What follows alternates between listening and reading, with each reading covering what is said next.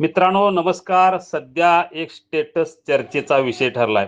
हा स्टेटस आहे doctor DY. Patil education सोसायटीचे अध्यक्ष आणि डॉक्टर डी.वाय. पाटील विद्यापीठाचे कुलपती डॉक्टर संजय डी. पाटील यांचं.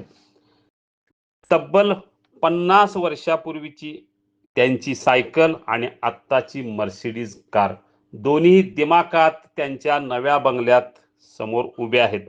हा त्यांचा स्टेटस आहे. खरं तर माणसाची प्रगती होत गेल्यानंतर मागचं बरंच विसरतो, पण त्यांनी आपली ती सायकल आजही विसरलेली नाही. 1974 साली त्यांनी कंत्राटदार म्हणून काम सुरू केलं. विहीर खुदायचं पहिलं काम घेतलं. तेव्हा ते सायकलवरून ही कामं बघत होते. तेव्हाची ती 50 वर्षापूर्वीची सायकल आजही त्यांच्या बंगल्यात दिमाखानं उभी आहे आणि शेजारी उभी आहे मर्सिडीज कार. म्हणजे त्यांची प्रगती झाली, अनेक नवीन नवीन गाड्या आल्या, पण त्या ज्या सायकलनं त्यांच्या कठीण काळात, त्यांच्या सुरुवातीच्या काळात त्यांना साथ दिली, तीच सायकल आज दिमाखात त्यांच्या बंगल्याच्या समोर उभी आहे आणि तो स्टेटस त्यांनी ठेवलेला आहे. त्याची चर्चा सध्या सुरू आहे.